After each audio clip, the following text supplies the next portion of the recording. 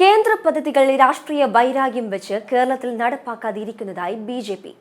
ലക്ഷക്കണക്കിന് ഗുണഭോക്താക്കളുടെ അവസരം സംസ്ഥാന സർക്കാർ ഇല്ലാതാക്കുന്നതായും ബി.ജെ.പി. സംസ്ഥാന കോർ കമ്മിറ്റി യോഗ തീരുമാനങ്ങൾ വിശദീകരിച്ചുകൊണ്ട് സംസ്ഥാന ജനറൽ സെക്രട്ടറി പി. സുധീർ അറിയിച്ചു. ജില്ലാ ഭാരവാഹി ജില്ലാ കമ്മിറ്റി പുനഃസംഘടന ഏപ്രിൽ 15 മുൻപ് പൂർത്തിയാക്കും. തദ്ദേശ സ്വയംഭരണ തെരഞ്ഞെടുപ്പ് പ്രവർത്തനങ്ങൾ ഊർജിതമാക്കുമെന്നും പി. സുധീർ പറഞ്ഞു. ബി.ജെ.പി. സംസ്ഥാന സെക്രട്ടറി എസ്. സുരേഷും വാർത്താ സമ്മേളനത്തിൽ പങ്കെടുത്തു. കേരളത്തിൽ കഴിഞ്ഞ കുറേ നാളുകളായി ഒരു വലിയ നരേറ്റീവ് സംസ്ഥാന സർക്കാരും അതുപോലെ CPM നേതാക്കന്മാരും പ്രചരിപ്പിക്കുന്നുണ്ട്. കഴിഞ്ഞ കുറേ നാളുകളായി ഉള്ള ചർച്ചയാണ്. കേന്ദ്രം കേരളത്തെ അവഗണിക്കുന്നു. 2 ദിവസം മുമ്പ് മുഖ്യമന്ത്രി പറഞ്ഞു കേന്ദ്രം കേരളത്തെ അവഗണിക്കുകയാണ്. മന്ത്രിമാരെല്ലാം അത് ഏറ്റുപാടുന്നു. CPMൻ്റെ നേതാക്കന്മാരത് പറയുന്നു.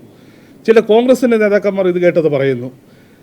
യാഥാർത്ഥ്യം ചരിത്രത്തിൽ ഇതുവരെ ഇല്ലാത്ത സഹായങ്ങളാണ് കേന്ദ്രം കേരളത്തിന് നൽകിക്കൊണ്ടിരിക്കുന്നത്. അത് വികസന പദ്ധതികളുടെ പേരിലായാലും പ്രോജക്റ്റുകളുടെ പേരിലായാലും ഗ്രാൻറ്റുകളുടെ കാര്യത്തിലായാലും ഇതുവരെയും ഒരു ഗവൺമെൻറ്റും കേരളത്തിന് നൽകിയിട്ടില്ലാത്ത വികസന പദ്ധതികളും ഗ്രാൻറ്റുകളുമാണ് സഹായമായി കേന്ദ്ര ഗവൺമെൻറ് കൊടുത്തുകൊണ്ടിരിക്കുന്നത്. പക്ഷേ മുഖ്യമന്ത്രി ഉൾപ്പെടെ പറയുന്നത് കേന്ദ്രം കേരളത്തെ അവഗണിക്കുന്നു എന്നുള്ളതാണ്. മുഖ്യമന്ത്രിയുടെ ഭാഗത്തു നിന്നും ഇത്തരത്തിലൊരു പ്രസ്താവന വരാൻ പാടില്ലാത്തതാണ്. ഇത് ജനങ്ങളെ മുഖ്യമന്ത്രി തെറ്റിദ്ധരിപ്പിക്കാൻ ശ്രമിക്കുന്നതാണ്. ഇത് മുഖ്യമന്ത്രി വഞ്ചനാപരമായ നിലപാടാണ് ഇവിടെ സ്വീകരിച്ചിട്ടുള്ളത്. കേന്ദ്രം എവിടെയാണ് കേരളത്തെ അവഗണിച്ചത് അത് വസ്തുതാപരമായി പറയുവാൻ അല്ലെങ്കിൽ ഇവർ തയ്യാറാകണം. ഇത് കേവലം രാഷ്ട്രീയ വൈരാഗ്യം വെച്ചുകൊണ്ടുള്ള വലിയ പ്രചരണമാണ് ഇടതുപക്ഷം ഇന്ന് നേതൃത്വം കൊടുക്കുന്നത്. ഈ പ്രചരണത്തിൻ്റെ അതായത് കേന്ദ്രം കേരളത്തെ അവഗണിക്കുന്നു എന്ന് പറയുന്ന ഈ പൊള്ളയായ പ്രചരണത്തിൻ്റെ പൊള്ളത്തരം തുറന്നു കാട്ടുവാൻ യാഥാർത്ഥ്യം ജനങ്ങളെ അറിയിക്കുവാനായി വസ്തുതകൾ നിരത്തിക്കൊണ്ടുള്ള വലിയ പ്രചരണ പരിപാടികൾ സമ്പർക്ക പരിപാടികൾ പാർട്ടി ആസൂത്രണം ചെയ്തിട്ടുണ്ട്.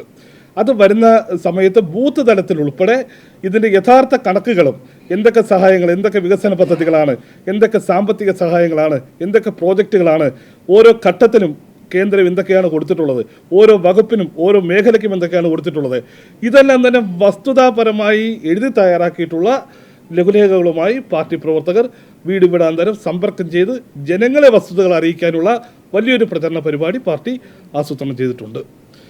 അതുപോലെ തന്നെ പാർട്ടിയുടെ ബൂത്ത് തലം മുതലുള്ള പുനഃസംഘടന നടന്നുകൊണ്ടിരിക്കുന്നു.